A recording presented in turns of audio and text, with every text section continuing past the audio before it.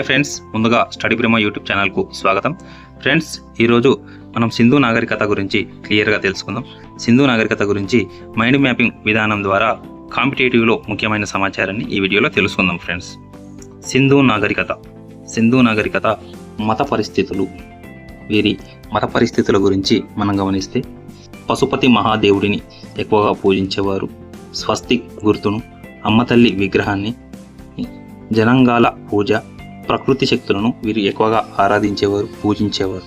వీరి మత పరిస్థితుల గురించి గమనిస్తే పశుపతి మహాదేవ, స్వస్తిక్ గుర్తు, అమ్మతల్లి విగ్రహం, జనంగాల పూజ, ప్రకృతి శక్తులు వీటిని ఎక్కువగా పూజించేవారు. ఫ్రెండ్స్, హిందూ నాగరికత ప్రజల సామాజిక పరిస్థితుల గురించి గమనిస్తే మాతృస్వామిక సమాజం వీరి కాలంలో ఉండేది. ఫ్రెండ్స్, వీరి లిపి చూస్తే చిత్రలిపి, బొమ్మల లిపి వీరి కాలంలో అమలులో ఉండేది. భూగర్భ నీటిపారుదల వ్యవస్థ గురించి మనం గమనిస్తే సింధు నాగరికత యొక్క భూగర్భ నీటిపారుదల వ్యవస్థ మ్యాన్ హోల్ విధానం మరియు టెర్రకోట పైపులను వీరు ఉపయోగించారు. ఫ్రెండ్స్, వీరి నగర నిర్మాణం గురించి చూస్తే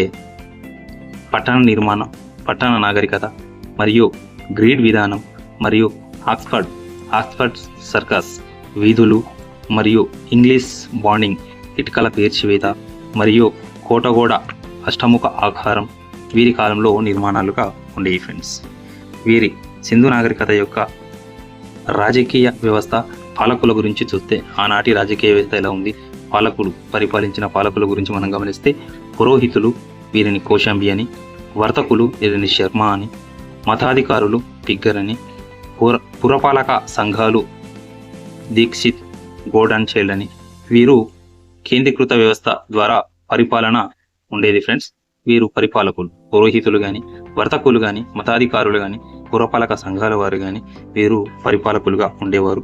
కేంద్రీకృత వ్యవస్థ అమలులో ఉండేది. ఫ్రెండ్స్, వీరి యొక్క సింధు నాగరికత ప్రజల యొక్క కళారూపాల గురించి మనం గమనిస్తే ముద్రికల గురించి చూస్తే స్ట్రియటైట్ నిర్మాణం మరియు మూపురం లేని ఎద్దు మరియు స్తూపాకార ముద్రికలు, మొహంజదరో, హరప్ప వీరి యొక్క ముద్రికలు. ఫ్రెండ్స్, టెర్రకోట బొమ్మలు, కాల్చిన బంకమట్టితో చేసిన టెర్రకోట బొమ్మలు, లోహ బొమ్మలు, లోహాలంటే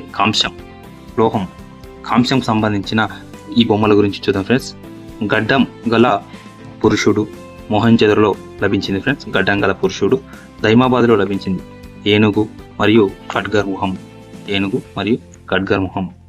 ఈ కాంస్యం సంబంధించిన ఈ బొమ్మలు. ఫ్రెండ్స్, వీరి కాలంలో కుండలు కూడా తయారు చేసేవారు. ప్రదేశాలు, వీరి కాలంలోని ప్రదేశాలు మనం గమనిస్తే బయలుపడిన ప్రదేశాలు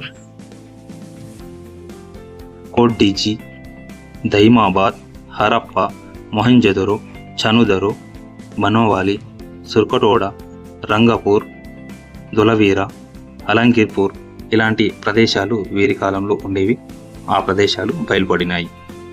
ఆర్థిక వ్యవస్థ గురించి, సింధు నాగరికత యొక్క ఆర్థిక వ్యవస్థ గురించి మనం గమనిస్తే వర్తక వాణిజ్యం గురించి చూస్తే వస్తు మార్పిడి విధానం వీరి కాలంలో ఎక్కువగా ప్రాచుర్యంలో ఉండేది. దిల్మాన్, బహ్రెయిన్, మకాన్ ఈ దేశాల నుండి వస్తు మార్పిడి విధానం ఉండేది. వ్యవసాయం గురించి చూస్తే ఎడ్ల బండి ఎక్క. ప్రధాన పంటలు బార్లీ మరియు గోధుమలు. పత్తిని సింధన్ ప్రదేశంలో పండించేది వారు. పత్తి. పరిశ్రమల గురించి చూస్తే ఇటుకల పరిశ్రమ వీరి కాలంలో ఎక్కువగా ప్రాచుర్యంలో ఉండేది. ఇలాంటి సింధు నాగరికత యొక్క ముఖ్యమైన సమాచారం తెలుసుకుంటే కాంపిటేటివ్లో ఎక్కువగా మార్కులు సంపాదించే అవకాశం ఉంటుంది. Friends, thank you. ఫ్రెండ్స్, ఇలాంటి మరిన్ని వీడియోస్ కోసం మన స్టడీ బ్రహ్మ యూట్యూబ్ ఛానల్ను సబ్స్క్రైబ్ చేసుకోండి మరియు ఈ వీడియో నచ్చితే లైక్ కొట్టండి. ఫ్రెండ్స్.